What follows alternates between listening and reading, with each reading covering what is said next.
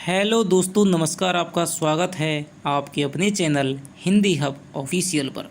तो हम पढ़ रहे थे लोभ और प्रीति। इससे पहले दो भाग दोस्तों डाल दिए गए हैं, आप पहले उनको देखिए, तब जा कर के आप इस भाग को देखना। तो चलिए अब देखते हैं लोभ के। दोस्तों यहाँ पर इन्होंने धन लोभी के चार प्रकार बता दिए गए थे। एक तो ये था कि जो अपनी आवश्यकताओं की पूर्ति के लिए करता है, एक जो था अधिक सुख की प्राप्ति के लिए करता है, एक जो भविष्य की आशंका के निवारण के लिए करता है, और एक जो बिना किसी उद्देश्य के लिए करता है। और लोभी को इन्होंने कहा था कि जो बिल्कुल बहुत ज़्यादा लोभी होता है, ठीक है, तो वो दोस्तों सब चीज़ को ताक पे रख देता है, उसका अंतःकरण है वो मर गया है, वो बिल्कुल मान ली मरा हुआ जी रहा है। तो आगे पढ़ते हैं। लोभियों का दमन योगियों के दमन से किसी प्रकार का कम नहीं होता है। लोभ के बल से वे काम और क्रोध को जीत जाते हैं। ये दोस्तों बहुत बड़ी बात है, देख लेना आप चाहे कि जो व्यक्ति लोभी होगा ना, बिल्कुल घाघ होगा, ठीक है। जो बिल्कुल मान लीजिए ऐसे बहुत से हैं जो सेठ हैं, जो अपना पैसा दे देते हैं, ठीक है, और बार बार पैसा मांगने जाते हैं, बार बार पैसा। तो जो बिल्कुल व्यक्ति नहीं देना चाहता, उसे सब कुछ सहने की, सब कुछ सुनने की आदत पड़ जाती है, चाहे उसे कितनी ही गालियाँ दो, ठीक है। तो दोस्तों वो क्या है, पचाना सब कुछ सीख जाता है। तो काम को क्रोध को जीत जाते हैं, सुख की वासना का त्याग कर देते हैं, मान अपमान में समान भाव रखते हैं। अब और क्या चाहिए, ठीक है। बहुत सारे ऐसे लोभियों को मैं दोस्तों जानता हूं जो पैसा खर्च इतना नहीं करते कि बिल्कुल खाने पीने की, उसने जीव के स्वाद को उन्होंने जीत लिया है कि 10 रुपये कभी भी मन कर रहा है ना, तो वो उठा नहीं सकते हैं कि भाई 10 रुपये उठ जाएंगे। तो ऐसे लोग हैं, वो अपनी बहुत सारी वृत्तियों पर दोस्तों क्या है, विजय प्राप्त कर लेते हैं। जिससे वे कुछ पाने की आशा रखते हैं, वह यदि उन्हें 10 गालियाँ भी देता है तो उनकी आकृति पर रोष का कोई चिन्ह प्रकट ना होगा और ना मन में ग्लानि होती है, क्योंकि उन्हें पता है कि जिससे कुछ प्राप्त करना है तो भाई दो चार बातें खरी खोटी सुनने में कोई बुराई नहीं है, लेकिन वो दोस्तों ले जाकर ही मानते हैं। ना उन्हें मक्खी चूसने से घृणा होती है और ना रक्त चूसने में दया। सुंदर से सुंदर रूप देखकर वे अपनी एक कौड़ी भी नहीं भूलते हैं। करुण से करुण स्वर सुनकर वे अपना एक पैसा भी किसी के यहाँ नहीं छोड़ते हैं। तुच्छ से तुच्छ व्यक्ति के सामने हाथ फैलाने में वे लज्जित नहीं होते हैं।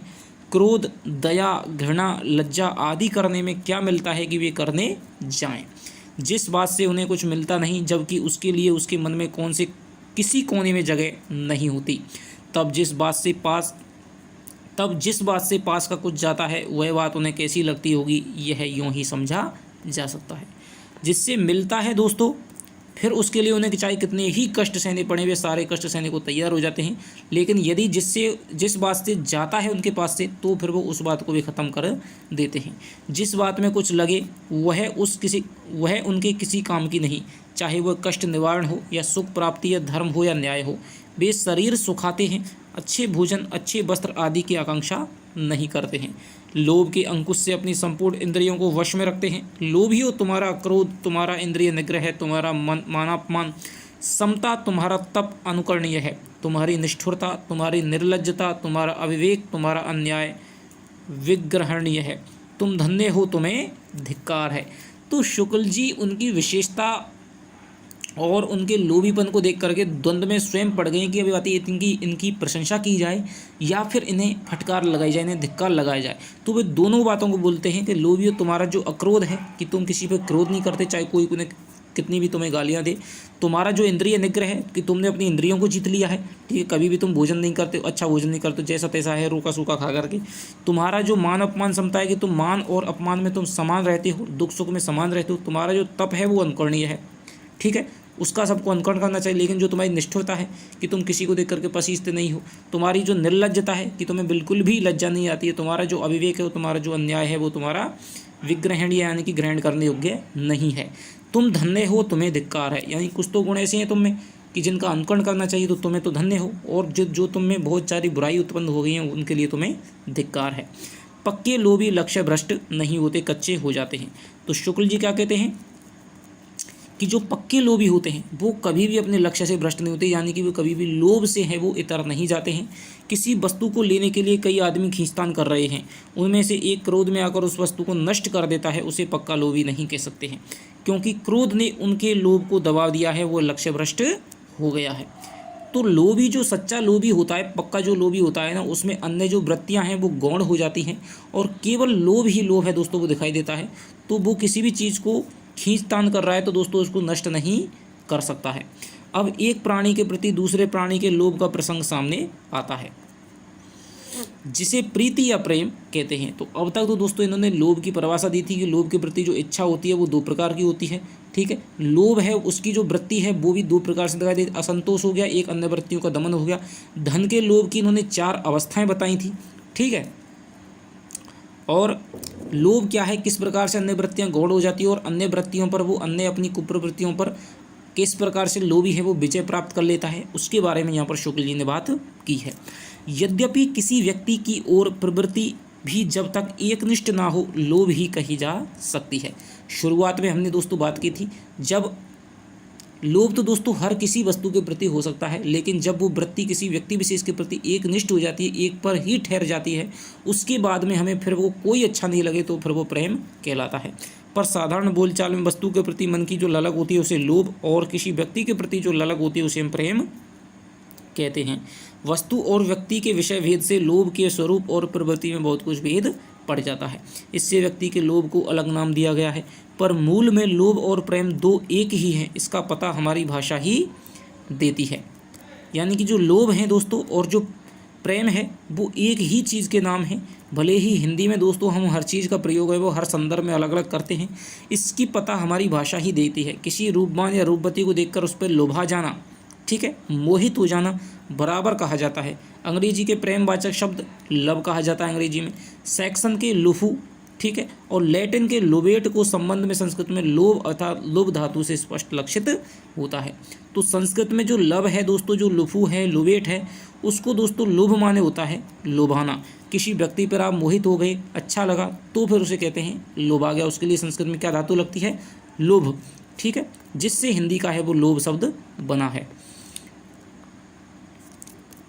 किसी व्यक्ति का लोभ वस्तु के लोभ से कितना विलक्षण होता है, अब यह देखना चाहिए। विलक्षणता का सबसे बड़ा कारण है दोनों पक्षों में मनस्तत्व का विधान।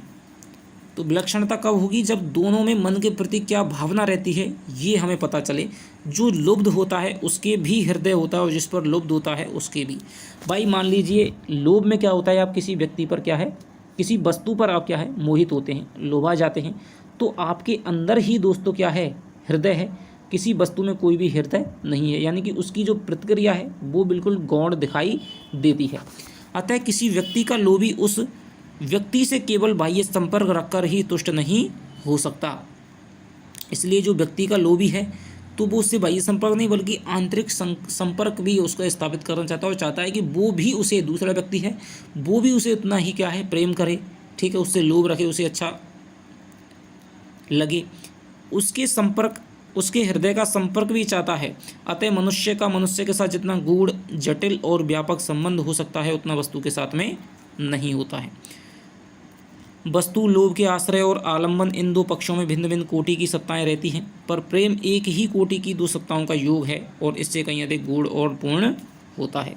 यानी जो प्रेम है वो आपकी एक ही कोटि की दो सत्ताओं का योग है, यानी इधर भी व्यक्ति है उधर भी व्यक्ति है, इधर भी लोभ है उधर भी लोभ है, ठीक है, तो वो क्या है, दो सत्ताओं का क्या है, योग हो जाता है। वस्तु के भीतर लोभी चेतना का कोई विधान नहीं देखता है जिस पर प्रभाव डालने का वो प्रयत्न करे, पर प्रेमी प्रिय की अंतर्वृत्ति पर प्रभाव डालने में तत्पर रहा करता है। भाई मान लीजिए आज आपको किसी से प्रेम हो गया तो कल से ही फिर आप क्या है, अच्छा हेयर स्टाइल लगाते हैं, ठीक है, अच्छे कपड़े पहनते हैं, अच्छी तरह से चलने का बोलने का ढंग करते हैं। तो ये जो है दोस्तों, ये पूरी की पूरी जो वृत्ति है वो क्या है, जब आपका किसी व्यक्ति से प्रेम होता है, मान लीजिए लेकिन आपको किसी कोई चीज़ अच्छी लगी, आपको पेन अच्छा लगा, आपको कोई गार्डन अच्छा लगा, आपको कोई वस्तु अच्छी लगी, आपको किताब अच्छी लगी, तो फिर आप इस प्रकार की क्रियाएं नहीं करते हैं। प्रभाव डालने की यह वासना प्रेम उत्पन्न होने के साथ ही जगती है और बढ़ती चली जाती है। भाई इसलिए प्रभाव डालता है जिससे कि जो दूसरा व्यक्ति है उसके मन में भी मेरे प्रति उतना ही प्रभाव है वो आ जाए। वस्तु पर लुब्ध होकर कोई उस चिंता में नहीं पड़ता कि उस वस्तु को मालूम हो जाए कि वह उस पर लुब्ध है, पर किसी पर लुब्ध या प्रेमासक्त होते ही प्रेमी बात के लिए आतुर होने लगता है कि प्रिय को उसके प्रेम की सूचना मिल जाए। उसे इस बात की चिंता होती है कि प्रिय को भी उससे प्रेम हो गया है, कम से कम उसके प्रेम का पता लग गया है या नहीं। बात निर्मोहिनी ठीक है, ये आपके ठाकुर का छंद है कि बा निर्मोहिनी रूप की राशि जऊ उर हेतु ना ठानती है। ठीक है, 12 ही बार बिल्लो की घरी घरी सूरत तो पहचानती है। ठाकुर या मन की प्रतीति जो पे स्नेह न मानती है, और आन आवत है नित मेरे लिए इतनी तो विशेष के जानती है। यहाँ पर ठाकुरदास जी क्या है, किसी प्रेमी की दशा का वर्णन कर रहे हैं जो अपने प्रिय को अपने दशा को क्या है, इंगित करवाना चाहता है कि वो निर्मोहिनी है, रूप की राशि जऊ और हेतु ही ठानती है, कि वो मेरी क्या है, मेरी जो रूप की राशि है, क्या मेरी जो रूप है, मैं जो सुंदर इतना बनने का प्रयास कर रहा हूँ, क्या अपने हृदय में क्या है उसको स्थान देती है। 12 ही बार बिलो की घड़ी घड़ी सूरत तो पहचानती है, कि बार बार मुझे देखती है। ठीक है, घड़ी घड़ी देखती है, क्या वो मेरी सूरत पहचानती है कि नहीं पहचानती है। ठाकुर या मन की प्रतीति है जो पे स्नेह न मानती है, कि जो मेरे मन की जो प्रतीति है, जो मेरे मन का जो भाव है उसे वो स्नेह है, प्रेम है, वो मानती है कि नहीं मानती है। आवत है नित मेरे लिए इतनी तो विशेष है जानती है। ठीक है, कि वो इतना तो मुझे पता है कि वो नित्य है, वो मेरे लिए ही आती है। तो यहाँ पर अपने प्रेम का है वो दूसरे प्रेमी को क्या है, पता लगवाना चाहता है, ये ठाकुर जी ने कहा है। इस प्रवृत्ति के मूल में कई बातें दिखाई पड़ती हैं। पहली बात तो तुष्टि का विधान है। लोभी या प्रेमी सानिध्य संपर्क द्वारा तुष्ट होना चाहता है। वस्तु के सानिध्य संपर्क के लिए तो वस्तु की ओर से किसी प्रकार की स्वीकृति या प्रयत्न की उपेक्षा नहीं। भाई मान लीजिए आपने किसी वस्तु अच्छी लगी तो आप जब चाहें वो वस्तु के संपर्क में आ सकते हैं। वस्तु ना तो हाँ करेगी ना करेगी, लेकिन व्यक्ति से स्वीकृति की अपेक्षा होती है। पर किसी चेतन प्राणी से प्रेम करके कोई उसके सानिध्य संपर्क की आशा तब तक नहीं कर सकता जब तक वह उससे भी सानिध्य संपर्क की इच्छा ना उत्पन्न कर ले। आपको आज किसी से प्रेम हो गया तो आप ये थोड़ी है आप मन उठाए जब चल गए, भाई दोनों का जब इच्छा होगी तब ही आपका मिलाप है वो हो सकता है। दूसरी बात यह है कि प्रेम का पूर्ण विकास तभी होता है जब दो हृदय एक दूसरे की ओर क्रम से खिंचते हुए मिल जाते हैं। इस अंतरयोग के बिना प्रेम की सफलता नहीं मानी जा सकती है। अतः प्रिय को अपने प्रेम की सूचना देना उसके मन को अपने मन से मिलाने के लिए न्योता देना होता है। ठीक है भाई, आपको एक तरफा प्रेम हो गया, आप क्या कुछ ना कुछ करते रहते हैं जिससे कि उसे पता चल जाए। ठीक है, अपना प्रभाव है वो जमाते रहते हैं कि भाई आपको उससे बहुत ज़्यादा प्रेम है, जिससे उसके अंदर भी प्रेम उत्पन्न हो जाएगा। और जब दोनों के अंदर ही प्रेम उत्पन्न हो जाएगा तो दोनों का जब मिलाप होगा तो वही दोस्तों प्रेम की सफलता है वो कही जाती है। ठीक है, जब तक आपका एक तरफा आपका प्रेम हो गया तब तक आपकी प्रेम की सफलता नहीं कही जाएगी। अपने प्रेम की सूचना देने के उपरांत प्रेमी के हृदय में अपनी ओर कुछ भावों की प्रतिष्ठा चाहता है कि भाई उसके हृदय में भी क्या है, मेरे लिए अच्छा है वो भाव, जितना मैं उसे चाहता हूँ वो भी मुझे चाहे। पहले कहा जा चुका है कि सहसा उत्पन्न लोभ या प्रीति का प्रथम संवेदनात्मक अवयव है अच्छा लगना। आपको किसी से प्रेम होगा सबसे पहले क्या है, अच्छा लगेगा। परिचय आप करेंगे, ठीक है, परिचय के बिना प्रेम विकसित नहीं हो सकता, ये कहा गया है। तो परिचय आप जैसे ही लेंगे तो आपको क्या है, कोई ना कोई अच्छा लगेगा। जब तक अच्छा नहीं लगेगा तब तक आपका ना तो लोभ उत्पन्न होगा और ना ही आपका प्रेम उत्पन्न होगा। वस्तु के संबंध में तो उस वस्तु का अच्छा लगना काफ़ी होता है। लोभियों को इस फेर में नहीं पड़ना पड़ता है कोई वस्तु उन्हें अच्छी लग रही है उसे वे भी अच्छे लगें, पर प्रेमी यह चाहने लगता है कि जिस प्रकार प्रिय मुझे अच्छा लगता है उसी प्रकार मैं भी प्रिय को अच्छा लगूं। वह अपना सारा अच्छापन किसी न किसी बहाने से उसके सामने रखना चाहता है। ठीक है, तो ये सारी बातें आप समझ रहे होंगे। ठीक है, आपके जीवन में भी काम आई होंगी। यह बराबर देखने में आता है कि जब किसी नवयुवक का चित्त किसी युवती की ओर आकर्षित होता है तब वह ऐसे स्थानों पर जाते समय जहां उसके दिखाई पड़ने की संभावना होती है, ठीक है, उसका ध्यान कपड़े लत्ते की सफाई सजावट की ओर कुछ अधिक हो जाता है। मान लीजिए कि शाम के वक्त आप जा रहे हैं, ठीक है, किसी के घर है, उसी से आपका प्रेम हो गया है, उसके घर के सामने से आपको जाना होता है, तो आपकी जो दोस्तों दशा है, चाल है, वो अपना आप ही सजग हो जाएगी कि भाई मैं ऐसा चलूँ कहीं से वो देख नहीं ले मुझे। ठीक है, आप अपने बालों को संभाल लेंगे, तो ये अपनी सजावट कपड़े लत्तों को क्या है, अच्छी तरह से आप क्या है उसकी ओर अधिक ध्यान हो जाता है। सामने होने पर बातचीत और चेष्टा में भी एक खासा ढब देखा जाता है। अवसर पड़ने पर चित्त कोमलता, सुशीलता, वीरता, निपुणता इत्यादि का प्रदर्शन भी होता है। ठीक है, जैसे कि आपकी फिल्मों में देखा होगा, ठीक है, आग में कूद जाते हैं, इसके लिए कोमलता है, ठीक है, मदद करते हैं, गरीबों की मदद करते हैं, सुशीलता, वीरता के, ठीक है, ये गुण है वो दिखाते हैं। प्रेम को जिस घड़ी ये पता चलता है कि प्रिय का चित्त भी उसकी ओर थोड़ा बहुत खिंचा है, उसी घड़ी से वह लोभ की ऊपरी सतह से और गहरे में जाकर प्रेम के आनंद लोक में मग्न हो जाता है। लेकिन जैसे ही प्रेम करने वाले को ये पता चलता है कि भाई उससे दूसरे के अंदर भी उसके प्रति प्रेम है, तो फिर है दोस्तों जो लोभ है वो आपके प्रेम में परिणत हो जाता है। एक दूसरे की ओर आकर्षित दो हृदयों के योग से जीवन में एक नया रस उत्पन्न हो जाता है, दूनी सजीवता आ जाती है, आनंद की सद्भावना भी बहुत अधिक बढ़ जाती है और दुख की भी। प्रिय के हृदय का आनंद प्रेमी के हृदय का आनंद हो जाता है। अतः एक और तो प्रिय के आनंद का मेल हो जाने से प्रेमी संसार की नाना वस्तुओं में कई गुने अधिक आनंद का अनुभव करने लगता है। ठीक है, तो दोस्तों जब प्रेम होता है, ठीक है, आपने भी महसूस किया होगा कि सारी संसार की सारी वस्तुएं वो अच्छी लगने लगती हैं। ठीक है, हर कोई अच्छा लगने लगता है। तो जो वो आनंद है उसकी बात यहाँ पर शुक्ल जी करते हैं कि नाना वस्तुओं में कई गुने अधिक आनंद का अनुभव करने लग जाता है। ये भंवरे गाने लग गए हैं, कलियाँ खिलने लग गई हैं, चाँद है मस्ताना, ये वाला फला वो, ठीक है, चांदनी रातें, ये वाली बात है। दूसरी ओर प्रिय के अभाव में उन्हीं वस्तुओं में उसके लिए आनंद बहुत कम या बहुत कुछ भी नहीं रह जाता है। तो यहाँ पर जो संयोग सुख है और वियोग सुख है, जो चाँद संयोग में सुख दे रहा था वही वियोग में उसको तड़पाता है। ठीक है, गृहिणी नायिका है, चाँद को देख करके वो क्या है, जलती रहती है। ठीक है, जो चकवा चकवी उसे क्या है संयोग में अच्छे लग रहे थे वही उसे क्या है तड़पाते हैं। जो कमल के फूल उसे सुंदर लग रहे थे, ठीक है, जो हवाएं उसे सुंदर लग रही थी वही वियोग में क्या है उसे कष्ट देती हैं। तो ये जो बात है, वियोग की दशा में तो वे वस्तुएं उल्टा दुख देने लगती हैं। होते होते तारे अनगारे चमकत चहूँ ऐसे और, ठीक है, बैरी विधु मंडल भभु को सो बरत है। तो ये एक वियोगनी की दोस्तों पीड़ा है। ठीक है, अंतर उद्वेगदा है, आंखें प्रवाह आंसू देखी अटपटी चाह बीजन दहन है। तो आंसू हैं दोस्तों, वो भी क्या है उसको अंगार की तरह लग रहे हैं। होते होते यहाँ तक होता है कि प्रेमी के लिए प्रिय के आनंद से अलावा आनंद नहीं रह ही नहीं जाता। जब तक उसका प्रेमी साथ होगा, उससे मिलन रहेगा, तब तक तो आनंद है, वरना फिर उसको दुख मिलेगा। प्रिय के आनंद में ही वो अपना आनंद ढूंढा करता है। दो हृदयों की यह अभिन्नता अखिल जीवन की एकता की अनुभव पथ का द्वार है। प्रेम का यह एक रहस्यपूर्ण महत्व है। यानी जब दो हृदय में दोस्तों एक रूपता स्थापित हो जाती है तो अखिल जीवन की एकता के अनुभव पथ का द्वार है। प्रेम का यह एक रहस्यपूर्ण महत्व है।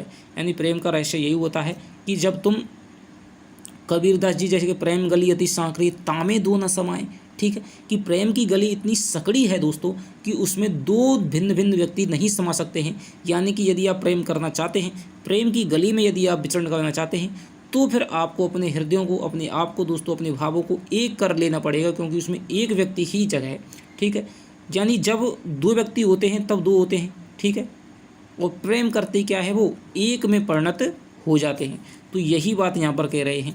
प्रेम का अभाव एकांत भी होता है, लोक जीवन के नाना क्षेत्रों में दिखाई पड़ता है। एकांत प्रभाव उस अंतर्मुख प्रेम में देखा जाता है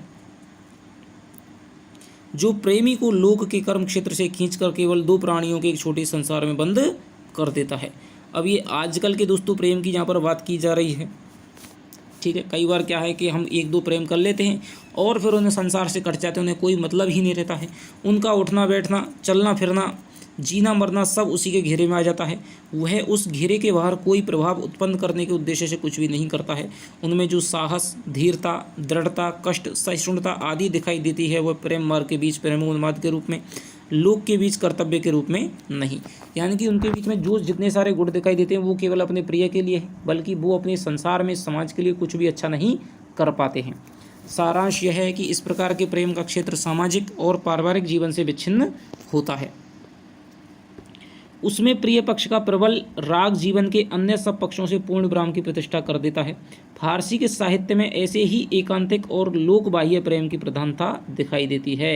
यानी जो लैला मजनू है, शेरी फरहाद है, ठीक है, या फिर आपके जो भी आपकी फारसी की जो भी कथाएं हैं उनमें क्या है, दो व्यक्ति हैं एक दूसरे से प्रेम करते हैं, ठीक है, और सारी दुनिया को दोस्तों छोड़ देते हैं, उन्हें केवल अपने से मतलब है बस। ठीक है, लेकिन दोस्तों भारत में प्रेम की आप विधान देखिए, राम है, ठीक है, सीता से प्रेम करते हैं, ठीक है, सीता को रावण उठा ले जाता है, तो सारे दोस्तों जंगल जंगल छान बिरते हैं, ठीक है, बानरों को साथ लेते हैं, समाज में दोस्तों भला करते हैं और रावण का क्या है अंत करते हैं। तो ये भारत के प्रेम है। और जो है एकांतिक और लोकबाह्य प्रेम है वो आपके फारस की कथाओं में देखने को मिलता है। भारतीय साहित्य में गोपियों के प्रेम को प्राय यही स्वरूप दिया गया है। भक्ति मार्ग में प्राय यही एकांतिक और अन्य प्रेम लिया गया है, क्योंकि यह एक ऐसा राग है जिसके प्रभाव से विराग की साधना आपसे आप बिना किसी मानसिक प्रयत्न के हो जाती है। तो दोस्तों अब आप समझ गए होंगे कि एकांतिक जो प्रेम की बात की गई, गोपियों का जो प्रेम है दोस्तों एकांतिक है, ठीक है, जिसको संसार से, समाज से कोई मतलब नहीं होता है, जो बस प्रिय के साथ में एकांत में निवास करना चाहता है, सानिध्य प्राप्त करना चाहता है, उसको ही यहाँ पर एकांतिक प्रेम कहा जाता है। ठीक है, जो लोक से बाह्य होता है, संसार से बाहर होता है, समाज से बाहर होता है, जिसे समाज से कोई मतलब नहीं है, लेकिन जो समाज में रहकर के जो प्रेम होता है वो आपका समाज का प्रेम है। लेकिन जो लोक प्रेम है, लोक से जो बाह्य प्रेम है, वो आपका क्या है, एकांतिक प्रेम कहा जाता है। और यह ऐसा राग है जिसके प्रभाव से विराग की साधना आपसे आप बिना किसी मानसिक प्रयत्न के हो जाती है। यानी कि क्या है, संसार से वैराग्य के लिए लोग क्या जाने क्या क्या करते हैं, साधना करते हैं कि संसार की मोह माया छूट जाए। तो ये एक ऐसा राग है, यदि आप एकांतिक प्रेम कर पाते हैं तो ये एक ऐसा राग है दोस्तों। यदि आप एकांतिक प्रेम कर लेते हो, फिर जो संसार है, संसार की जो मोह माया है, वो अपने आप ही छूट जाती है, बिना इसके लिए कोई भी प्रयत्न नहीं करना पड़ता है। प्रेम का दूसरा स्वरूप है जो मधुर है, अनुरंजनकारी प्रकाश जीवन यात्रा के नाना पथों पर फेंकता है। प्रेमी जगत के बीच अपने अस्तित्व की रमणीयता का अनुभव आप भी करता है और अपने प्रिय को भी कराना चाहता है। प्रेम के दिव्य प्रभाव से उसे अपने आसपास के चारों ओर सौंदर्य की आवा फैली दिखाई पड़ती है, जिसके बीच वह बड़े उत्साह से और प्रफुल्लता के साथ में अपना कर्म सौंदर्य प्रदर्शित करता है। वह प्रिय को अपने समग्र जीवन का सौंदर्य जगत के बीच में दिखाना चाहता है। यह प्रवृत्ति इस बात का पूरा संकेत करती है कि मनुष्य की अंतः प्रवृत्ति में जाकर प्रेम का जो विकास हुआ है, वह सृष्टि के बीच सौंदर्य विधान की प्रेरणा करने वाले एक दिव्य शक्ति के रूप में है। एक तो वो प्रेम हो गया जो संसार समाज से बाहर है, और एक वो दोस्तों प्रेम होता है जो संसार में रह करके किया जाता है, समाज के बीच में रह करके किया जाता है। तो प्रेमी क्या करता है, प्रेमी चाहता है कि मैं इतना सफलता प्राप्त करूं, नौकरी लग जाऊं, ये काम कर लूं, वो काम कर लूं, उस जगह में नाम कर दूं, ठीक है, ऐसे ऐसे काम कर दूं जिससे कि क्या है, मेरे प्रियतम है, जो मेरी प्रियतमा है या जो मेरा प्रियतम है, उसे क्या है, आनंद की प्राप्ति हो, तो उसको वो दिखाना चाहता है। तो ये जो प्रेम है वो शुक्ल जी की नज़र में दोस्तों श्रेष्ठ स्तर का प्रेम कहा गया है। मनुष्य का प्रेम सौंदर्य, वस्तु वर्णन, कर्म सौंदर्य, वाक सौंदर्य, भाव सौंदर्य सब देखना और दिखाना चाहता है। वीरता के पुराने जमाने में युवक योद्धा यह समझकर कि गढ़ी की ऊंची अट्टालिका की गवाक्षों से हमारी प्रेयसी झांकती होगी, किस सौंदर्य भावनापूर्ण उमंग के साथ में रण क्षेत्र में उतरता था। तो पिछले जो योद्धा थे, ठीक है, वो दोस्तों युद्ध में लड़ने जाते थे तो सोचते थे कि शायद हमारी है जो पत्नी है वो देख रही होगी। आपने हाड़ा रानी का नाम सुना है, ठीक है, जो सहल कंवर थी, ठीक है, जब आपका औरंगजेब के साथ में जब उसका युद्ध हुआ था, ठीक है, आपके जो सेनापति था, राज सिंह का सेनापति था, उसका जब युद्ध हुआ था, हाड़ा रानी थी, ठीक है, तो क्या है, उसे युद्ध में भी दोस्तों उसे याद आ रही थी, ठीक है, तो क्या उसने सर काट के दे दिया था। तो रण क्षेत्र में भी जब योद्धा उतरता था तो वो सोचता था कि शायद हमारी जो प्रेम का है, ठीक है, हमारी जो प्रेयसी है वो कहीं ना कहीं किसी ना किसी ऊंचे अट्टालिका से, उसकी खिड़की से हमें देख रही होगी। इसलिए वो रण में भी दोस्तों क्या है, अपने बड़े कौशल से, बड़े पराक्रम से और बड़ी ही शूरवीरता के साथ में लड़ता था। कर्म का सबसे अधिक विकट क्षेत्र युद्ध है, ठीक है, तो ये आप याद रखना कि कर्म का सबसे अधिक विकट क्षेत्र किसको माना है, युद्ध को माना है। इससे आर्य जाति के वीर काल के काव्यों में श्रृंगार और वीर का अत्यंत मनोहर समन्वय पाया जाता है। तो जो दोस्तों आदिकाल है, वीरगाथा काल है, उसके जो काव्य हैं उनमें दो ही गुण मिलते हैं, एक तो आपके वीर रस मिलता है और एक आपका श्रृंगार रस मिलता है। जिस प्रकार यूरोपीय साहित्य में वीर धर्म का एक युग रहा है, उसी प्रकार हमारे हिंदी साहित्य में भी रहा है, यानी कि जिसे कि शुक्ल जी ने वीरगाथा काल कहा है। उस काल की कविता का प्रसंग अधिकतर युद्ध और प्रेम, लव एंड वार ही पाया जाता है।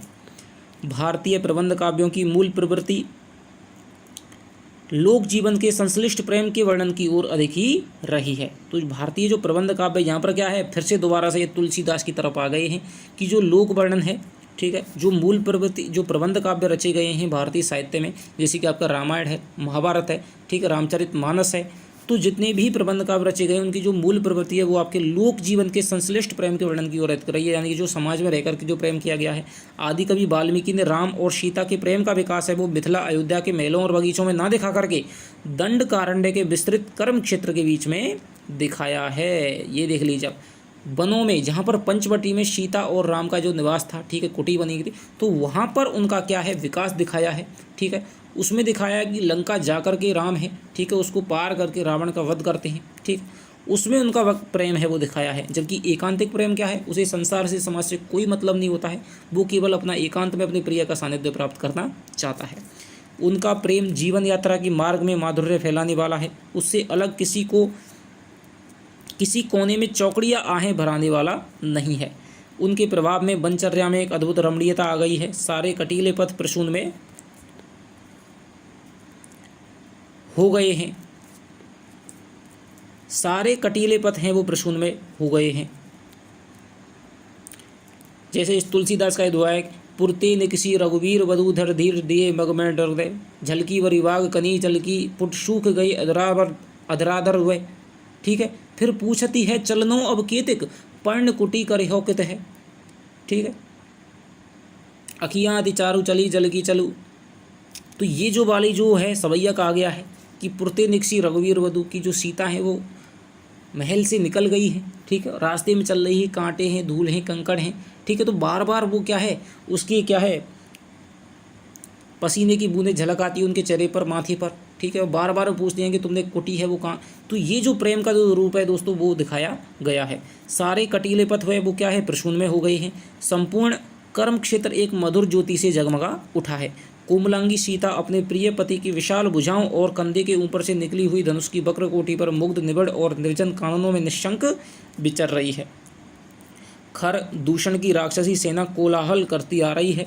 राम कुछ मुस्कुराकर एक बार प्रेम भरी दृष्टि से सीता की ओर देखते हैं, फिर वीर दर्प से राक्षसों की ओर दृष्टि फेरकर अपना धनुष चढ़ाते हैं।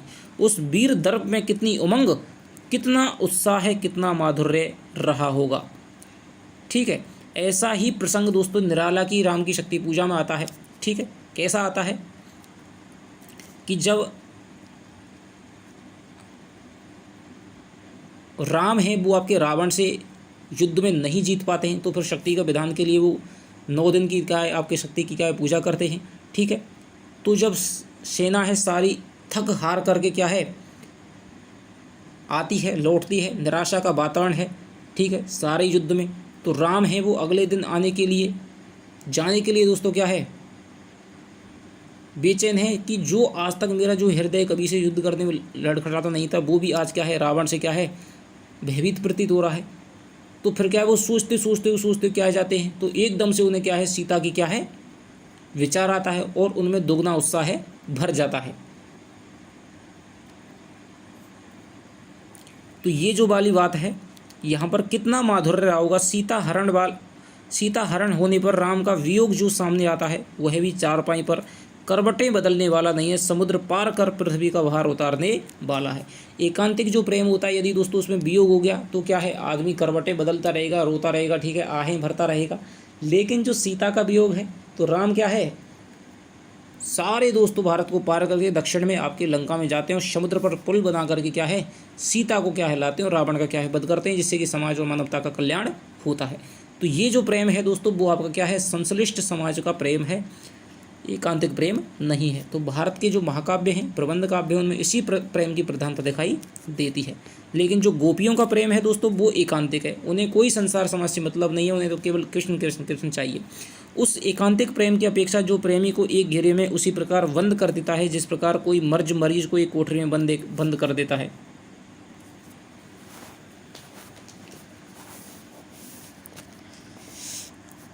हम उस प्रेम का अधिक मान करते हैं जो संजीवन रस के रूप में प्रेमी के सारे जीवन पथ को रमणीय और सुंदर कर देता है। तो यहाँ पर शुक्ल जी कौन से प्रेम को अच्छा मानते हैं कि जो समाज में रह करके प्रेम किया जाता है, जो कुछ समाज का भला करता है, उसके सारे कर्म क्षेत्र को जो अपनी ज्योति से जगमगा देता है। जो प्रेम जीवन की निरस्ता हटाकर उसमें सरलता ला दे वह प्रेम धन्य है। जिस प्रेम का रंजनकारी प्रभाव विद्वान की बुद्धि, कवि की प्रतिभा, चित्रकार की कला, उद्योग की तत्परता, वीर के उत्साह तक बराबर फैली दिखाई दे उसे हम भगवान का अनुग्रह समझते हैं। भगवत भक्ति के लिए हम तो प्रेम की यही पद्धति समीचीन मानते हैं, जबकि प्रेम के प्रिय के संबंध में ना जाने कितनी वस्तुएं प्रिय हो जाती हैं, तब उस परम प्रिय के संबंध में सारा जगत प्रिय हो सकता है। यदि मान लीजिए आप किसी से प्रेम करते हैं तो उसकी चीज़ें भी वो जिन चीज़ों को पसंद करती है मान लीजिए आपको भी अच्छी लगती हैं, तो क्या एक ऐसा प्रेम नहीं हो सकता? प्रेम की ऐसी भी पराकाष्ठा हो सकती है जिसमें आपको सारा संसार ही मान लीजिए अच्छा लगने लग जाए। तो फिर जो ऐसा प्रेम है दोस्तों वो भगवान का क्या है परम अनुग्रह कहा जा सकता है। शुद्ध भक्ति मार्ग में जगत से विरक्ति का स्थान हम ढूंढते हैं और नहीं पाते हैं। भक्ति राग की वह दिव्य भूमि है जिसके भीतर सारा चराचर जगत आ जाता है।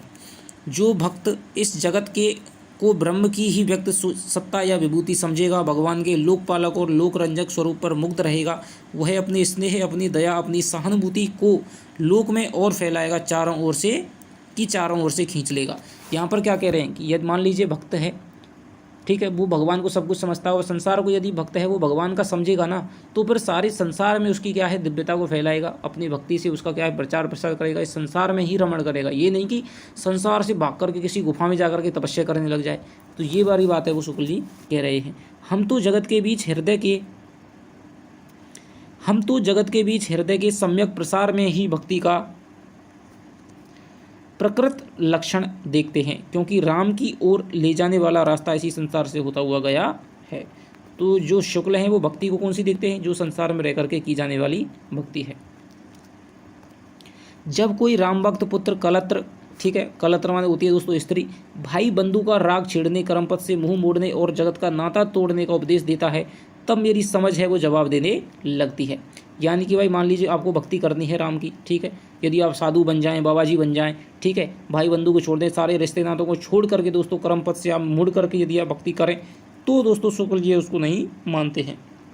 मेरे देखने में तो वही राम भक्त सा लगता है जो अपने पुत्र कलत्र, भाई बहन, माता पिता से स्नेह का व्यवहार करता है, रास्ते में चींटियां बचाता है, किसी प्राणी का दुख देखता हुआ आंसू बहाता हुआ रुक जाता है, किसी दीन पर निष्ठुर अत्याचार होते देख क्रोधित तिलमिलाए हुआ अत्याचारी का हाथ थामने के लिए कूद पड़ता है, बालकों की क्रीड़ा देख विनोद से पूर्ण हो जाता है, लहला आती हुई हरियाली से देख लहला उठता है, खिले हुए फूलों को देख खिल जाता है, जो यह सब देख मुझसे क्या प्रयोजन कहकर के विरक्त या उदासीन रहेगा, क्रोध, करुणा, स्नेह, आनंद आदि को पास तक ना फटकने देगा, उसे मैं ज्ञानी, ध्यानी, संयमी, चाहे जो कुछ कहूँ भक्त कदापि ना कहूँगा। तो शुक्ल जी की दृष्टि में भक्त कौन है, जो संसार में रह करके संसार का भला करे, ठीक है, दीन दुखियों पीड़ितों के आंसू पोंछे, ठीक है, सारे रिश्तों को निभाए, सुख में सुखी हो, ठीक है, सबको उस सुख का है प्रसार करे, प्रचार करे, उसे ही दोस्तों शुक्ल है वो सच्चा भक्त कहते हैं। राम का नाता सारे संसार से नाता जोड़ता है, तोड़ता नहीं है। तो ये भी आपकी पंक्ति है दोस्तों, मुख्य है। लोक मंगल की प्रेरणा द्वारा भक्त अपने नेह का नाता संसार से निभाता हुआ राम से जोड़ने का प्रयास करता है। तो लोक मंगल जो शब्द है, इससे दोस्तों शुक्ल जी को क्या है, बहुत ही ज़्यादा प्रेम है, ठीक है। तुलसी के काव्य में इन्होंने इसी लोक मंगल को लेकर के बहुत भूरी भूरी प्रशंसा की है। लोक मंगल की प्रेरणा द्वारा भक्त अपने नेह का नाता, यानी जो प्रेम का नाता है, वो संसार से निभाता हुआ राम से जोड़ने का प्रयास करता है। तो इसीलिए रामचरितमानस का ये दोस्तों बहुत ज़्यादा बखूबी इनकी बखान करते हैं कि उसके जो राम हैं वो संसार में रहते हुए दोस्तों उसका क्या है, अपने कर्मों को, अपने कर्तव्य पथ को चलते हुए दिखाई देते हैं। इस संबंध निर्वाह में जो बाधक हो भक्त के लिए भी अवश्य त्याज्य हैं, चाहे वे सुहृद स्नेही परिजन ही क्यों ना हो, क्योंकि नाते सबे राम के मनियत सुहृद ससेव्य जहाँ लो। कि नाता क्या है, कि नाता तो क्या है मेरा केवल किससे है, राम से है। राम के लिए यदि कोई मेरा क्या है यदि उसमें कोई बाधा डालेगा, तो फिर जो मेरा सुहृदय यानी अच्छा है, ठीक है, उसकी जो सेवा है, ठीक है, वो भी मैं क्या है त्याग कर दूंगा।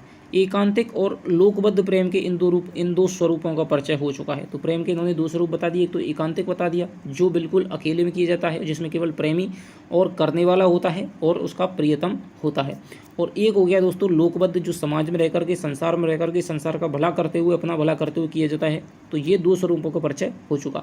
अब हम प्रेमी और प्रिय इन दो पक्षों की पारस्परिक स्थिति पर कुछ विचार करना चाहते हैं।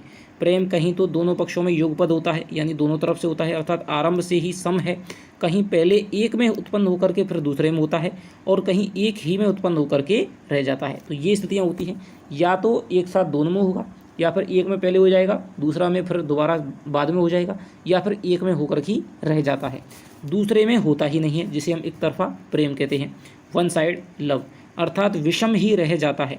पहले कहा जा चुका है कि किसी के प्रति प्रेम का प्रादुर्भाव होते ही प्रेमी उसे अपने प्रेम का परिचय देने के लिए आतुर रहता है।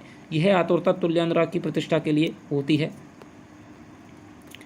जिसके बिना प्रेम सफल नहीं जान पड़ता है। भाई प्रेमी अपना परिचय दूसरे को क्यों देगा, कि उसके मन में भी प्रेम हो जाए, और जब दोनों के मन में प्रेम होता है, जब दो हृदय, व्याकुल हृदय एक दूसरे की तरफ खिंचते चले जाते हैं, तब ही प्रेम की सफलता है वो दिखाई देती है। तुल्यानुराग के प्रयत्न की भी एक बंधी हुई पद्धति दिखाई देती है। दूसरों की ओर द्रवित करने वाला हृदय की दो कोमल वृत्तियां करुणा और प्रेम हैं, ठीक है। या तो आप करुणा से दूसरे की ओर क्या है द्रवित होंगे, या फिर आप प्रेम से दूसरे की ओर खिंचेंगे। इसमें से प्रेम का पात्र होने के लिए भिन्न भिन्न प्रकार की विशिष्टता अपेक्षित होती है। इससे दूसरे के हृदय में प्रेम उत्पन्न कर सकने का निश्चय किसी को जल्दी नहीं हो सकता है। पर दया का पात्र होने के लिए केवल दुख का या पीड़ा का प्रदर्शन ही पर्याप्त होता है। यदि आप किसी की करुणा चाहते हैं, किसी की दया चाहते हैं, तो फिर आप क्या है, पीड़ित व्यक्ति बन सकते हैं। ठीक है, आदमी आप पे दया कर देगा, लेकिन आप प्रेम है वो आप ये नहीं कि मैंने भाई ये काम किया तो प्रेम है दूसरे का मिल ही जाएगा। दया का क्षेत्र अत्यंत विस्तृत है। दया मनुष्य मात्र का धर्म है और प्राणी मात्र उसके अधिकारी हैं। दया यह नहीं देखने जाती कि दुखी या पीड़ित कौन है और कैसा है। कोई भी हो, रास्ते में आप जा रहे हैं, कोई आपको भिखारी मिल गया, पीड़ित मिल गया, तो आपको उस पर क्या है, दया आ जाएगी, चाहे वो कोई हो दोस्तों। ठीक, आपको ये नहीं पता ये अच्छा है या बुरा है, लेकिन फिर भी उसकी पीड़ा को देख करके, उसकी स्थिति को देख करके आपको क्या है, दया आ जाएगी। इसलिए दया का जो क्षेत्र है वो अत्यंत विस्तृत है। इसी से प्रेमी कभी तो यह चेष्टा करता दिखाई पड़ता है कि वह भी प्रिय को अच्छा लगे, और कभी ऐसे उपायों का अवलंबन यानी सहारा लेता हुआ दिखाई देता है जिसमें प्रिय के हृदय में उसके ऊपर दया उत्पन्न हो। दया उत्पन्न करके वह प्रिय के अंतस में प्रेम की भूमिका बांधना चाहता है। वह समझाता है कि दया उत्पन्न होगी तो धीरे धीरे प्रेम भी हो जाएगा। वह वियोग की अपनी दारुण वेदना प्रिय को कानों तक बराबर पहुंचाता रहता है। कई बार क्या है, मान लीजिए आप भी हैं, किसी से बात करते हैं, प्रेम करते हैं, उससे बात करते हैं कि भाई मुझे तो तेरे बिना रह नहीं जाता भाई, सब मुझे आई मिस यू, जो ये आई मिस यू वाला विधान है ना, ये इसी के बारे में शुक्ल जी यहाँ पर कह रहे हैं कि अपनी भाई 1-2 दिन 3-4 दिन मान लीजिए आपसे बात नहीं हुई, तो फिर आप क्या करते हैं, आई विल मिस यू। ठीक है, कहीं पर जा रहे हैं 2 दिन बात नहीं होंगी तो फिर I will miss you, I miss you. ठीक, I miss you a lot. तो ये जो बात कर रहे हैं ना कि भाई मैं तो तुम्हारे क्या है वियोग में मर जाऊंगा, ये है मैं तुम्हें बहुत ज़्यादा याद करूंगा, तो ये क्या है, बराबर अपने प्रिय तक पहुंचाई जाती है, जिससे कि क्या है, उसको दया आए और उसका प्रेम है वो और ज़्यादा गहरा हो जाए। यह ना समझना चाहिए कि प्रिय के हृदय में क्या उत्पन्न। तो आजकल जो हम बातें कर रहे हैं ना, ये शुक्ल ये दोस्तों आज से लगभग आपके 90 साल पहले ही 100 साल पहले 90 साल पहले ही कह करके चले गए, लिख करके चले गए थे। यह ना समझना चाहिए कि प्रिय के हृदय में क्या उत्पन्न करने की यह चाह तुल्यानुराग की प्रतिष्ठा के पूर्व तक ही रहती है।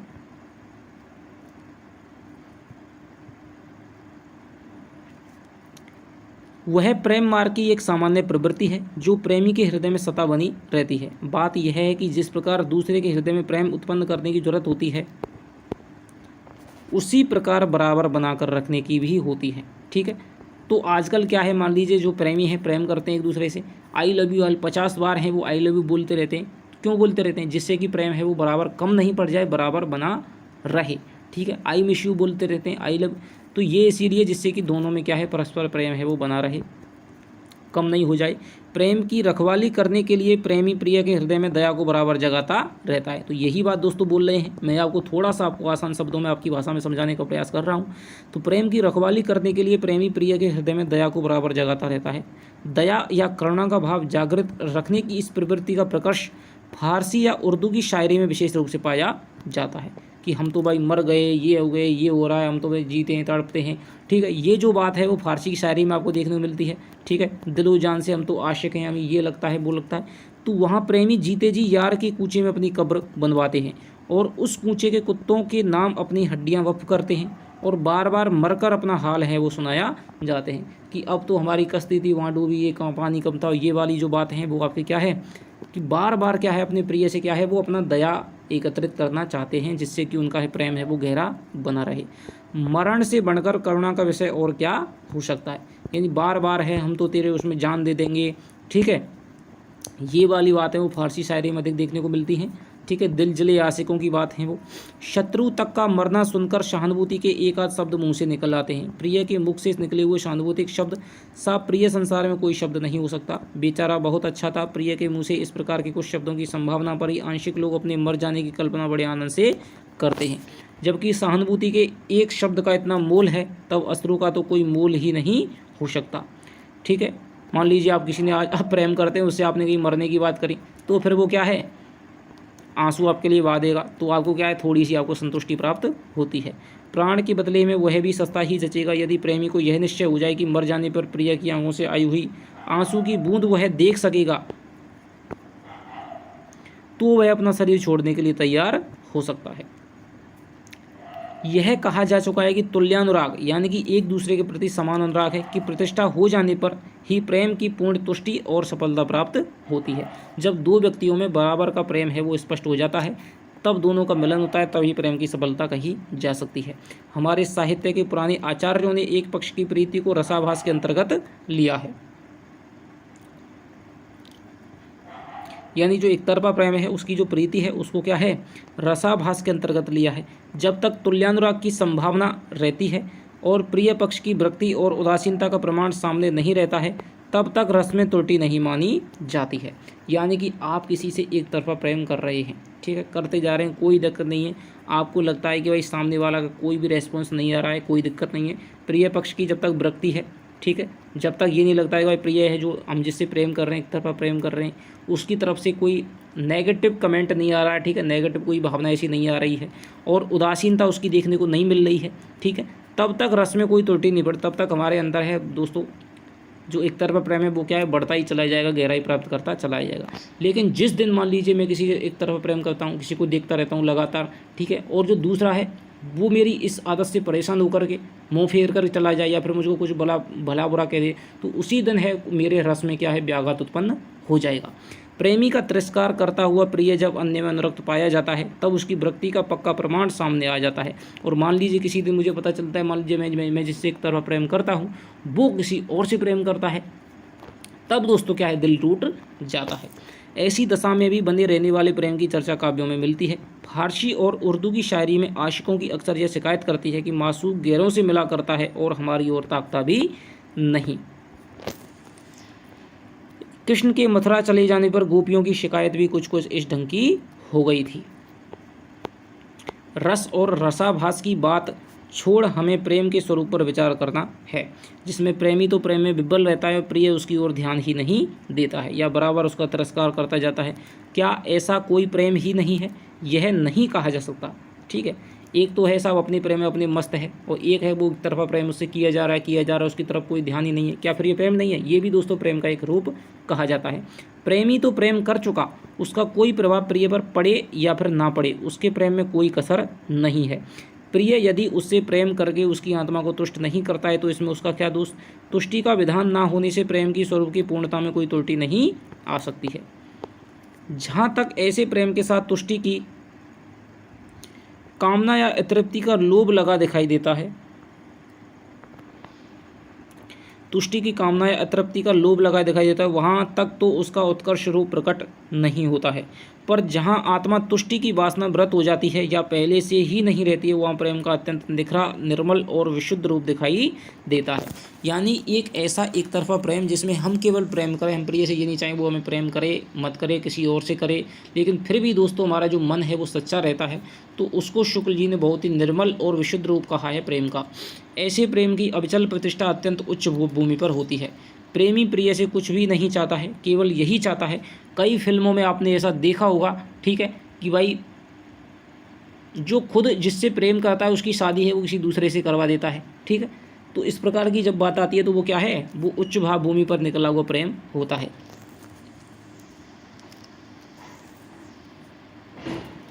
प्रिय से नहीं, ईश्वर से कि हमारा प्रिय बना रहे और हमें ऐसा ही प्रिय रहे।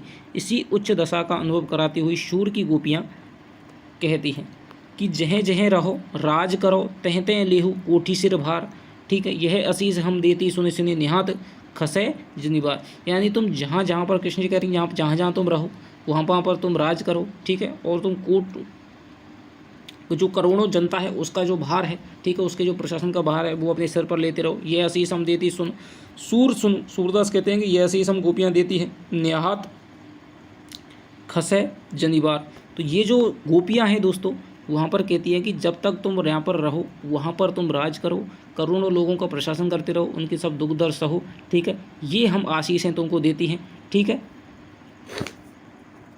ठीक है। जो हम सारे समाज को देख करके, सारे समाज से जानबूझ करके भी हम क्या है तुम्हारे प्रेम में पागल हुई हैं, लेकिन फिर भी हम तुम्हें क्या है आशीष दे रही हैं। तो यहाँ पर जो गोपियों का प्रेम है दोस्तों वो आपका क्या है उच्च भावभूमि पर दिखाई देता है कि वो उनको पता है कि भाई श्री कृष्ण की प्राप्ति नहीं होनी है, फिर भी क्या है वो उसको आशा दे रही हैं, उसके लिए दुआ कर रही हैं। ऐसे प्रेमी के लिए प्रिय की तुष्टि या सुख से अलग अपनी कोई तुष्टि या सुख ही नहीं रह जाता है। वे चाहती हैं कि भाई ज़िंदगी भर क्या है अपना हमारा प्रिय है, चाहे वो हमें मिले या नहीं मिले, हमारी तरफ देखे या नहीं देखे, लेकिन वो क्या है खुश रहे। प्रिय का सुख संतोष ही उनका सुख संतोष हो जाता है। बंकिम बाबू की, बंकिम चंद्र चटर्जी है, दुर्गेश नंदी में आयशा का जगत सिंह पर अनुराग इसी उच्च भूमि पर ला करके छोड़ा गया है। जिस दिन उसे जगत सिंह और तिलोत्तमा के प्रेम का पता चलता है उसी दिन से वह अपने प्रेम को भौतिक कामनाओं से मुक्त करने लगती है। अंत में तिलोत्तमा के साथ जगत सिंह का विवाह कराकर पूर्ण शांति के साथ में प्रेम के विरुद्ध मानस लोक में प्रवेश करती है। जैसे कि आपने दोस्तों एक फिल्म देखी होगी तनु बैट्स मनु, ठीक है। तो तनु बैट्स मनु जो रिटर्न है उसमें क्या है, जो कंगना रनौत है दोस्तों, ठीक है, पहली वाली जो कंगना रनौत जो उसकी पत्नी है, ठीक है, उसका तलाक हो जाता है, ठीक है, लेकिन जो दूसरी से उसको प्रेम होता है, ठीक है, वो देखती है भाई इनमें क्या है प्रेम है, ठीक है, उससे भी प्रेम हो जाता है उससे, लेकिन फिर भी उनकी क्या है वो दोबारा से शादी करवा देती है। इसी प्रकार से सनम तेरी कसम ये भी एक फिल्म आई थी। तो बहुत सारी ऐसी मूवी हैं बहुत ज़्यादा दोस्तों जिनमें क्या है जो प्रेम का है या जो प्रेमी है वो जिससे प्रेम करता है क्या है उसको क्या है दूसरे के साथ में उसकी शादी करा देता है। प्रेमी यदि अपने प्रेम का कोई प्रभाव प्रिय पर ना देखे तो उसके सामने प्रेम का यही उच्च भूमि दिखाई पड़ती है। प्रेमी यदि अपने प्रेम का कोई प्रभाव प्रिय पर ना देखे तो उसके सामने प्रेम की यही उच्च भूमि दिखाई पड़ती है। जब हमें लगे कि भाई हम जिससे प्रेम करते हैं वो हमें बिल्कुल भी भाव नहीं दे रहा है, उसके पाने की बिल्कुल भी आशा नहीं है, उसकी शादी अब दूसरे से हो गई, अब उसके पीछे डोलने से कोई फायदा नहीं है, तो फिर ऐसा ही किया जा सकता है दोस्तों। इसी प्रेम को फिर अपनाया जा सकता है, उसका उदात्तीकरण है वो किया जा सकता है। सानिध्य संपर्क की कामना के त्याग द्वारा ही वह प्रेम रक्षा और शांति लाभ ही कर सकता है। यदि उसमें यह क्षमता ना होगी तो प्रतिवर्तन द्वारा घोर मानसिक विप्लव और पतन की आशंका रहेगी। ईर्ष्या आदि बुरे भावों का संचार के लिए रास्ता खुल जाएगा, यहाँ तक कि समय समय पर क्रोध का दौरा और प्रेम का स्थान बेर ले लेगा। कई बार क्या है कुछ ऐसे दिलजले आशिक होते हैं कि मान लीजिए जिस लड़की से प्रेम करते थे उसकी शादी है वो दूसरी जगह पर हो जाती है, तो फिर वहाँ पर भी लड़ाई झगड़ा करने के लिए पहुँच जाते हैं, ठीक है, और उस लड़की को क्या है ये कर दूंगा मैं वो कर दूंगा तेरी ये बातें बता दूंगा, इस प्रकार की बातें वो करते हैं। लेकिन दोस्तों इनसे कुछ नहीं होने वाला है। जब आपको पता है कि अब भाई हमारा कोई भी मतलब नहीं है, ठीक है, तो फिर दोस्तों हमें क्या है इसी एकांतिक एक तरफा प्रेम को अपनाना चाहिए और प्रिय की खुशी में ही अपनी खुशी संतोष है वो देखना चाहिए। प्रेम काव्यों में प्राय रूप लोभ ही प्रेम का प्रवर्तक दिखाया जाता है। किसी के उत्कृष्ट रूप गुण पर कोई मुग्ध होता है और उसका प्रेमी बन जाता है। पद्मावती इतनी सुंदर राजा रतन सिंह है, वो उसको पाने के लिए सब क्या सिंगल दीप की जाता है। पर प्रेम का एक और कारण जो रूप गुण से सर्वथा स्वतंत्र और उसकी अपेक्षा अधिक निश्चित और प्रभाव वाला होता है वह है साहचर्य।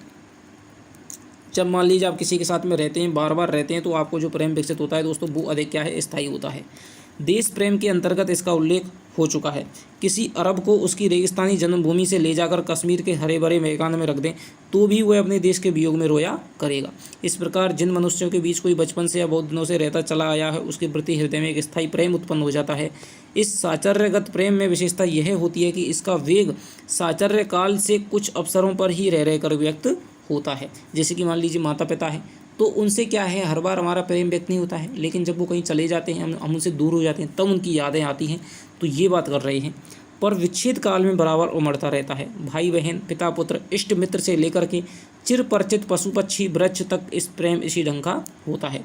रूप गुण की भावना से उत्पन्न प्रेम भी आगे चलकर बहुत दिनों में यह साचर्यजन्य स्वरूप प्राप्त करता है। मान लीजिए आज आपका किसी से रूप को देख करके दोस्तों प्रेम हो गया, ठीक है, आपने शादी कर ली, अब आप साथ साथ में रह रहे हैं, तो फिर जो रूप को देख करके जो प्रेम हुआ था उसमें रूप है वो गौण हो जाएगा, 1-2 साल तक आप देखेंगे। लेकिन उसके बाद में आप साथ साथ रहते हैं, साथ साथ हर चीज़ काम करते हैं, 24 घंटा साथ रहने से वो आपको क्या है वो प्रेम है आपका साचर्य जनित हो जाएगा। अतः प्रेम के स्वरूप का महत्व बराबर ध्यान में रहना चाहिए। थोड़ा सा और दोस्तों एक आपका पैराग्राफ और रह गया है। लोभ या प्रेम की सबसे बड़ी विलक्षणता का उल्लेख करके अब हम इस निबंध को समाप्त करते हैं। यही एक ऐसा भाव है जिसकी व्यंजना हंसकर भी की जाती है और रोकर भी की जाती है, जिसके व्यंजक दीर्घ निश्वास और अश्रु भी होते हैं और हर्षपुलक और उछल कूद भी होते हैं।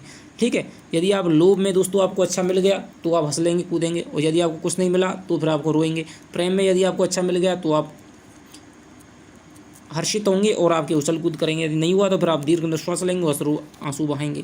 इसके विस्तृत शासन के भीतर आनंदात्मक और दुखात्मक दोनों प्रकार के मनोविकार आ जाते हैं। तो ये बात आपको याद रखनी है कि लोभ में भी दोस्तों दुखात्मक है और आनंदात्मक है, प्रेम भी आपका दुखात्मक है। और आपका आनंदात्मक यानी कि वियोग है और संयोग है। साहित्य के आचार्यों ने इसे श्रृंगार के दो पक्ष कर दिए हैं, संयोग पक्ष और आपका वियोग पक्ष। कोई और भाव ऐसा नहीं है। क्रोध का ये नहीं है दोस्तों संयोग पक्ष वियोग पक्ष हो ना, ये केवल दोस्तों प्रेम में होता है। जो आलम्बन के रहने पर एक प्रकार की मनोवृत्तियां और चेष्टाएं उत्पन्न करे और उसके ना रहने पर बिल्कुल दूसरे प्रकार की। कुछ और भाव भी लोभ या प्रेम का सा स्थायित्व प्राप्त करते हैं। जैसे क्रोध बहुत दिनों तक टिका रह जाने पर द्वेष या बैर का रूप धारण करता है और जुगुप्सा घृणा या विरक्ति का रूप, पर यह विशेषता और किसी में नहीं पाई जाती। मनुष्य की अंतर्वृत्तियों पर लोभ या प्रेम के शासन का यही दीर्घ विस्तार देखकर लोगों ने श्रृंगार को रसराज कहा है। ठीक है, क्या कह रहे हैं कि मान लीजिए क्रोध है आपका बहुत ज़्यादा, आपको किसी व्यक्ति पर क्रोध आता है, बहुत ज़्यादा आता है, 2-4 महीने क्रोध चल जाता है, वो क्या स्थायी बैर का रूप है, फिर धारण कर लेता है। ठीक है, और जुगुप्सा और घृणा विरक्ति का, जुगुप्सा है वो आपका क्या है, घृणा या विरक्ति का रूप धारण कर लेती है। ठीक है, आपको मान लीजिए 2-4 दिन एक सब्जी पर हो जाए जो आपको पसंद नहीं है, तो फिर आपको क्या उससे घृणा होने लग जाएगी। ठीक है, लेकिन जो प्रेम का सा भाव है कि भाई प्रेमी जब सामने रहे तब तो हमारे आनंद का हो, जब नहीं सामने रहे तब दुख हो। ठीक है, लोभ से अच्छे की प्राप्ति हो तो सुख हो, नहीं प्राप्ति हो तो फिर दुख हो। ये वाला जो विस्तार है वो किसी भी मनोवृत्ति में देखने को नहीं मिलता है। इसी को देख करके जो हमारे साहित्य मर्मज्ञ हैं, मनीषी हैं, ठीक है, जो आचार्य थे, उन्होंने क्या है श्रृंगार को क्या है रसरस की संज्ञा है वो दी है कि ये सब रसों में नवरसों में राजा कहलाता है। तो ये दोस्तों आपका हो गया लोभ और प्रीति, जहाँ पर लोभ के और दोस्तों प्रीति का कितना विशद विस्तार से दोस्तों आचार्य शुक्ल ने विवेचन किया है। ठीक है, जिनके बारे में हमारा कभी ध्यान नहीं दिया, ऐसे ऐसे भावों को, ऐसे ऐसे प्रकारों को। ठीक है, इतना भेद करके दोस्तों लोभ के भेद किए, लोभ और प्रीति क्या है, सामान्य विशेष के प्रति होता है। ठीक है, फिर आपके इच्छा के भेद किए हैं, फिर आपके लोभ के भेद किए हैं, धन के लोभी के भेद किए हैं, फिर आपके प्रेम के भेद किए हैं। ठीक है, तो ये आपका है लोभ और प्रीति। तो आशा करता हूँ कि दोस्तों आपकी समझ में आए होंगे। अब आचार्य रामचंद्र शुक्ल के तीनों की तीनों निबंध हैं दोस्तों आपको चैनल पे डाल दिए गए हैं। आप इनको एक बार दोस्तों अच्छे से दोस्तों आप उनको पढ़ें। ठीक है, तब ही दोस्तों आपकी समझ में आएंगे, वरना ये समझ में नहीं आएंगे। और एक बार यदि आपने पढ़ लिया तो फिर आपको मुझे लगता है कि किसी दूसरे से फिर आपको पढ़ने की ज़रूरत नहीं पड़ेगी। अब दोस्तों समय की सीमाएँ थी, थोड़ा सा अब लगाइए। अब एक ही निबंध आपका 3-3 वीडियो में, 1-1 घंटे की वीडियोज़ में लगभग आपका 52 मिनट हो गई हैं, तो लगभग 1-1 घंटे की वीडियोज़ में हो रहा है। यदि सामने हम पढ़ते हैं, समय होता है, तो दोस्तों एक निबंध है वो 10-10 दिनों तक भी मैं पूरा करा सकता हूँ। एक बात के इतने उदाहरण दिए जा सकते हैं, एक लाइन की इतनी व्याख्या की जा सकती है। ठीक है, आप जितनी चाहें, जितना आपके पास में तर्क है, जितना आपके पास में बुद्धि है, जितना आपके पास में विवेचन विश्लेषण की शक्ति है, लेकिन यहाँ पर आपकी पता है सीमा है। ठीक है, और मोबाइल पर इतना पढ़ाना है। हमें केवल क्या करना है दोस्तों, हमें विवेचन विश्लेषण नहीं करना है, केवल हमें अपना है 2 क्वेश्चन आएंगे इससे, और वो हमें केवल अपने नंबर प्राप्त करने हैं। तो यही हमें केवल ध्यान रखना है। तो चलिए अब आपसे मिलता हूँ अगले वीडियो में, अगले किसी लेखक के साथ में।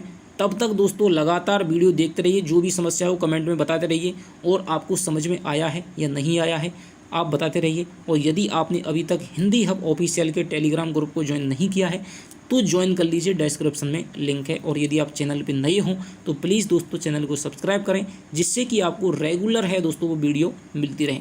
तो चलिए आपसे मिलता हूँ नेक्स्ट वीडियो में, तब तक के लिए दोस्तों बाय बाय, जय हिंद, जय भारत।